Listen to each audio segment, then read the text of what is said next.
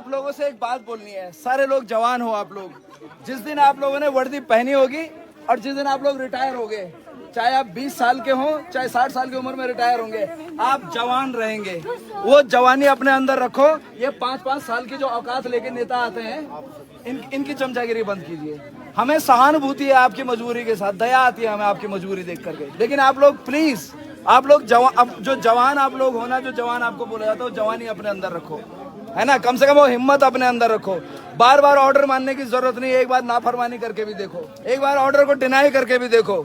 चंद्र सिंह गढ़वाली ने किया है ना। सिर्फ नौकरी ही सब कुछ नहीं है। हिंदुस्तान ने सलाम किया उन लोगों को। आप लोग ऐसा बने कि हम आपको सलाम कर पाए, आप लोगों से ना भिड़े हम लोग। आपकी मजबूरियों पे हमें आप पे दया आती है। ये मत सोचिएगा कि हम डरते हैं इस चीज से। आप पे दया नहीं दिखाना चाहते, हमारे चाहते हैं कि हमारे जवान है तो हमारे जवान जवान बन के रहें। खुददारी तो रखिए अपने अंदर कम से कम। ये 5 साल की औकात है, चाहे धामी की हो चाहे मोदी की हो। 5 साल के बाद कुत्ता नहीं पूछता इन लोगों को सड़क पे।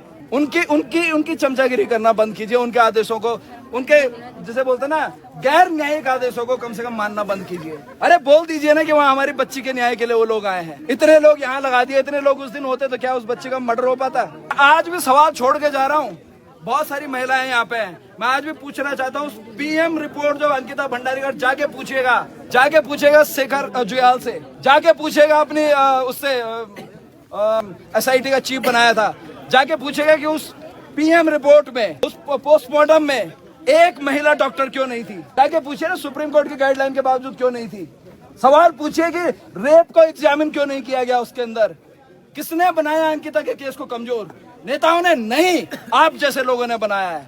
और आपकी मजबूरी में तरस आता है हमको। सिर्फ बच्चों को पालने की, सिर्फ घर में आपकी सैलरी चला जाए, इस मजबूरी में आप लोगों को इतना कमजोर कर दिया है। और मैं तो ये कहता हूँ कि आप लोग कितने सपनों में जीते हो आप लोग, कि इतनी कमजोरी की बात आप लोग हमसे टकराने आ जाते हो कि ये लोग आएंगे इनको रोकेंगे। इसको रोकना नहीं कहते हैं, रोकना उसे कहते हैं जिस दिन इस चीज को आप हमारे दिमाग में यहाँ बिठा दो कि हम तुम्हारे सामने खड़े ना हो पाए, उसको रोकना बोलते हैं। हम रोज टकराएंगे तुमसे, रोज टकराएंगे, और तब तक टकराएंगे जब तक तुम लोग मजबूत ना हो जाओ, तब तक टकराएंगे।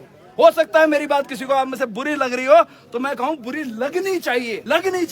मैं सिर्फ तुम्हें जगाने की बात कर रहा हूँ। हमारी पुलिस अगर ढंग की हो जाए, हमारी पुलिस अपने पे आ जाए, मजाल किसी की यहाँ चू कर जाए कोई, लेकिन दिक्कत यह है कि आपको ऊपर वाले का हुक्म बजाना है। इसके लिए नहीं, ये पूरी जनता इसके लिए नहीं आप लोगों के लिए टैक्स बढ़ती है, इस चीज के लिए बढ़ती है कि आप लोग हिम्मत दिखाओ। क्या फर्क है आप में और फौजी में? वही ट्रेनिंग उसकी है और वही आपकी है, लेकिन उसको सलाम ठोकते हैं, आपके साथ लोग लड़ते भिड़ते रहते हैं। क्या फर्क है आप दोनों में? दोनों जवान नहीं है क्या हमारे देश के? दोनों जवान है, लेकिन फर्क ये है, हाथ जोड़ के विनती है आप लोगों से, अपना जमीर जगाइए आप लोग। अंकिता बिहारी एक उत्तराखंड के होटल में काम करती थी।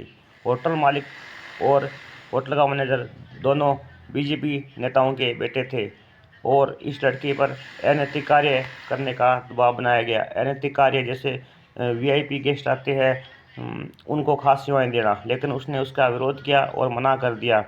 और उसी रात को उसे मार दिया गया जब 2 बीजेपी के बड़े नेता उस होटल में आए हुए थे। उसमें एक तो था सुरेश चौधरी और तत्कालीन विधायक, और दूसरा था को दुष्यंत कुमार जो महासचिव है बीजेपी की राष्ट्रीय पार्टी में। तो उसके तुरंत बाद बुलडोजर चलाकर उस होटल को गिरा दिया गया और होटल मालिक और मैनेजर और एक अन्य तीनों जेल में हैं। लेकिन जो मेन मामला था, जिन्हें सेवाएं देने के लिए कहा गया था, वो बीजेपी के बहुत बड़े नेता थे, इसलिए सब सबूत मिटा दिए गए। देश में ये क्या हो रहा है, इसे बदलना चाहिए, इसे रोकना चाहिए।